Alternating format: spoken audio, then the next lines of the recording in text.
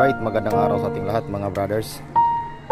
Ayun oh, sa araw na ito may masamang nangyari sa tanim ko. Ayun, bumagsak dahil sa walang tigil na pag-ulan.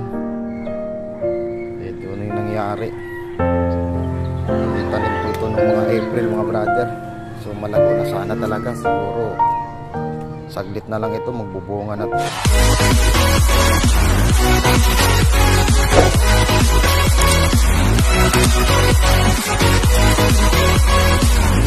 Dahil halos mag-iisang taon na ito, meron na itong almost 8 months, 8 to 9 months wala nang itinanim ko. So maganda na po sana naging resulta niya, lalo na yan, sobrang lago na po niya. Dahil sa walang tigil na pag-ulan, ayan, nabuwan. Sayang lang yung pinaghirapan ko. Sayang. Alam, putol-putol talaga mga brothers. So, yung buwan. Alam ko sa buhay pa ba natin.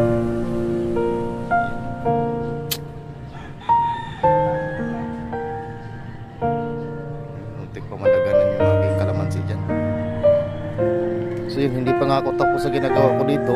Ayan yung mga poste na yan. Hindi pa nga ako tapos magtrabaho dito sa rooftop. Ito na naman, may bago na naman akong trabahuin. Ayun, mga tanim ko dito ng mga sitaw na daganan. Grabe mga brother, nakakalungkot. Grabe, balik-balik talaga mga brothers. Na yan, talagang ano, hindi na natin maitatayo siguro yan. Yan ho, putol-putol talaga.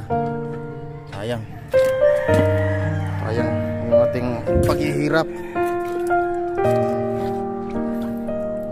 Balik, sayang yung mga paghihirap natin mga brothers, napupunta lang sa wala. So pero ayan, replanting na naman tayo. Tanim na naman tayo na panibago nito. Ayan no, sayang, malapit na sana ito magbunga, pero wala, wala talaga. Kaya siguro dapat pag tayo magtanim siguro ng dragon fruit, dapat semento na talaga yung poste, no? Para sigurado tayo yung pinaghirapan natin, may kasiguraduhan na hindi talaga siya mabubuwal. Ito, mayroon naman akong ginawa dito. Ito nga siya, posting ano na talaga yan, semento na po talaga yan. So lang hindi ko pa natataniman. Kaya siguro ngayon matataniman na yan, dahil marami tayong mga cuttings dito na pwede tanim. Ayan o, yun, maya na ako nakakalipat lang. Buti na lang hindi na madadaganan yan. Sayang, dahil wala po kasing tigil ang pag-ulan dito mga brothers sa lugar namin banda. Ayun yung nangyari sa tanim ko. Buti yung isa na iwan yan, dahil nakatali po yan. Malamang kung hindi po nakatali yan, nabuwal na po yan. Tali po yan sa likod. So yun, ayun, nakitali po yan. Malamang rin yan.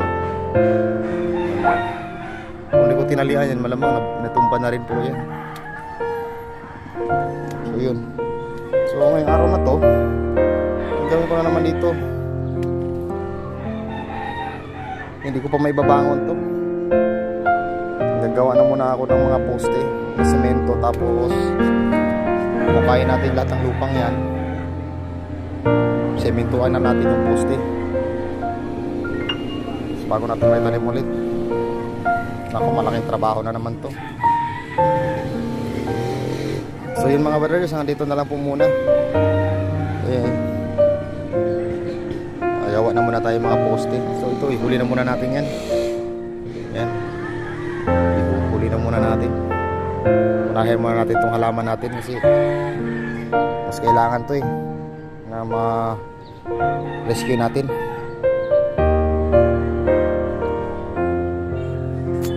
Ay, hindi pa naman ako nakabili ng ano niyan mga pang trusses, kaya standby na muna yan. Ito na muna ang gagawin natin. Remedyoan natin kaagad baka sakali. Yun nga lang, dahil putol-putol yung mga yan, putulin talaga lahat yan at replanting na lang talaga natin. Yun na lang talaga magagawa natin yan. Subukan natin yung iba dyan kung kaya natin may tayo. So ngayon mga brothers, ang gagawin natin, total yan hindi pa naman, ilan lang naman naputol na puno. So subukan natin ikakat dito banda, ikakat natin yan, then tayo natin. Ito ganun din, ikakat natin to. Hiwalay na natin to siya. Then bunutin natin ng buo bago natin simentuhan yung poste dyan sa may gulong. Simentuhan na natin. So ganun din yung nandun sa isang blue nut galon, putuloy natin dyan sa may bandang gitna dyan. Ganun din yung isa, putuloy natin sa gitna. Ihiwalay natin to lahat na to.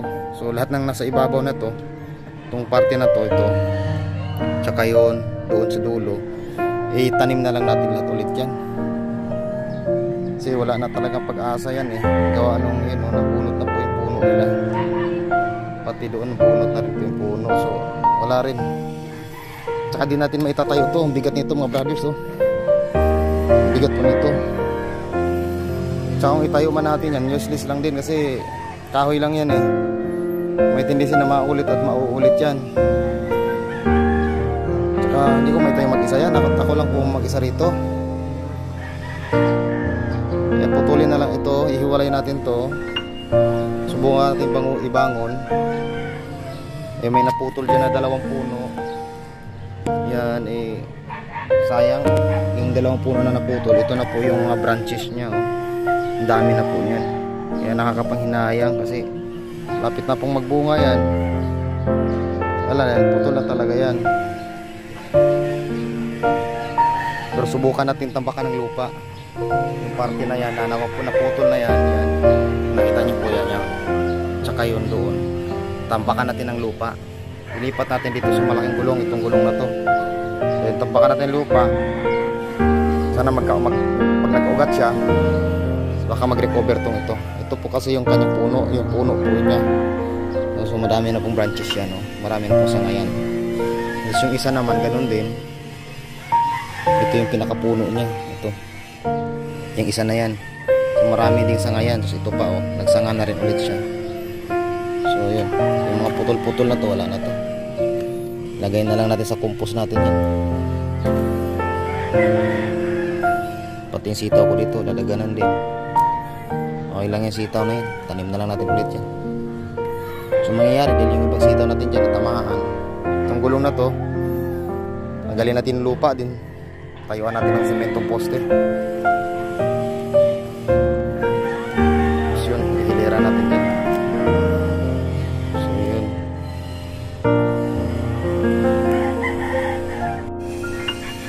So yun mga brothers, pinutol na lang natin lahat kasi wala na talagang pag-asa. Putol-putol na yung pinakapuno niya. Kaya yun, yung malinis dyan banda, tatanim na lang tayo ulit.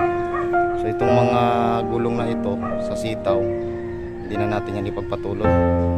Yung gulong na yan, gagamitin na lang natin para mapagtaniman natin ang dragon fruit.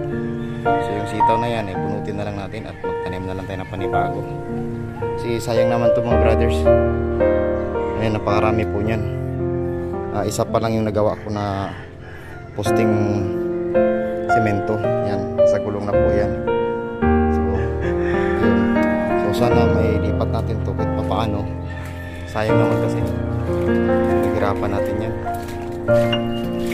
May lipat natin ang tanim yan. So yun.